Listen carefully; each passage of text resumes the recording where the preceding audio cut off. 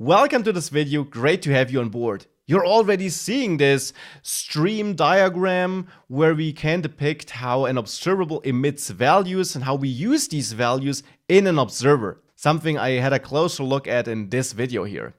Now that's great, but the even better thing about observables, besides the nice structure, is that they have this funnel-like approach where we can pass the values which are emitted through as many operators as we want before they finally reach the observer.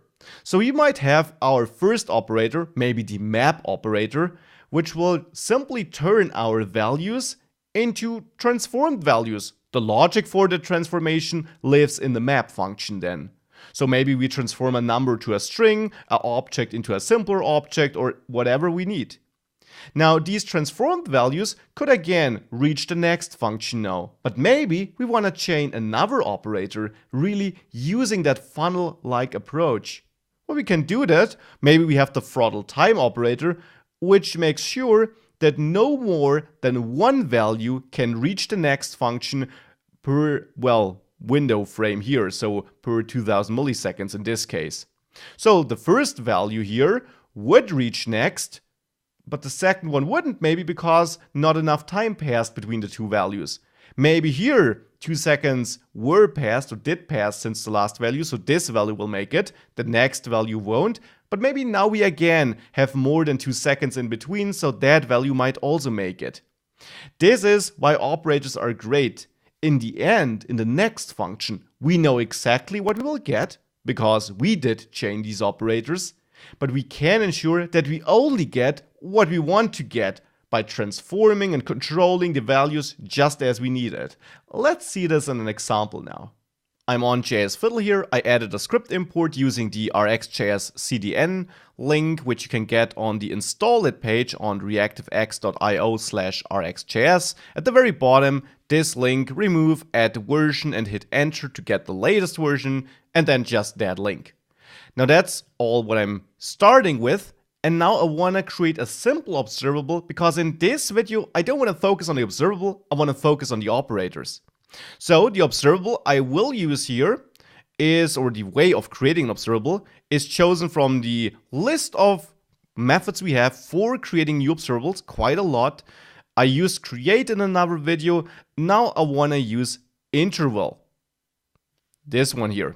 Now interval will simply emit a new value every x milliseconds with x being passed as an argument. So I can simply say var observable, of course you could choose a different name, is rx observable and then interval, and I will pass 1 here, or 1000 to be precise, so 1 second. That we get a new value every second. Now which value do we get?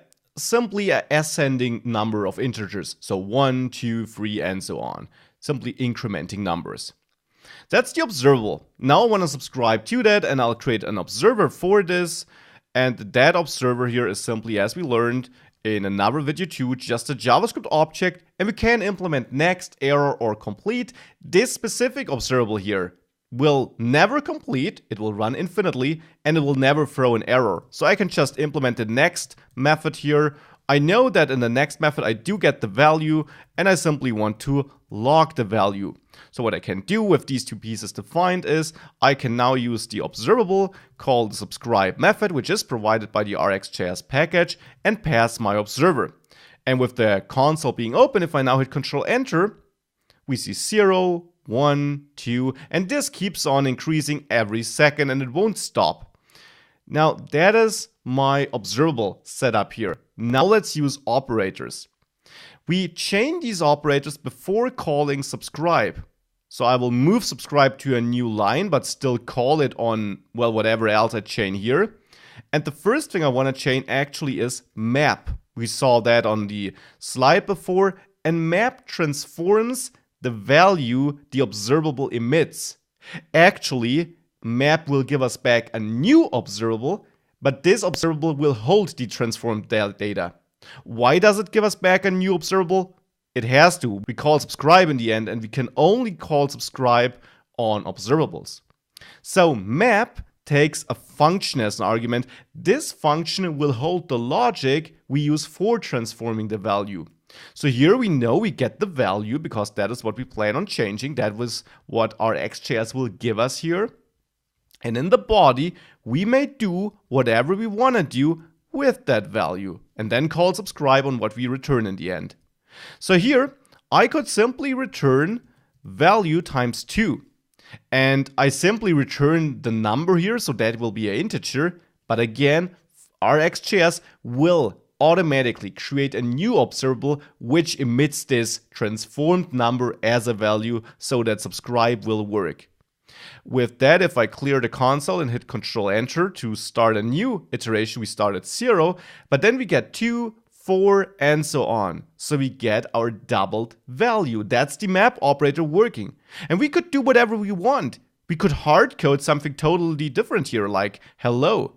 If I now clear this and hit Control Enter, well, we get hello all the time. Because we don't care about the original value, which would have been a number, we always return hello. That's the power of the operator. Now, just returning hello is boring. I will return this is number or just number and then the value to have a little prefix in front of my numbers. So now if I clear this and hit Control Enter again, we see number, 0, 1, and so on. Now let's chain another operator, again before subscribe to have an effect. And then this could be the, well, let's stick to the one we saw on the slide, throttleTime. Here I have to pass a number as an argument. This number defines for how long I want to wait.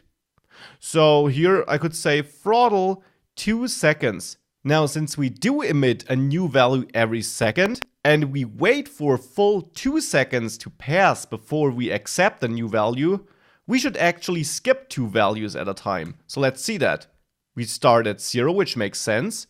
But then the next value is 3, which makes sense because 1 and 2 were skipped because when we emit the second value, 2 seconds are not quite finished, but right thereafter they are, so we see every third value, we could say, because we wait 2 seconds. If I would decrease this to 1900, you will see that we see every second value. So now if I hit Control Enter, here we see 0, then we see 2, and we 4, and so on.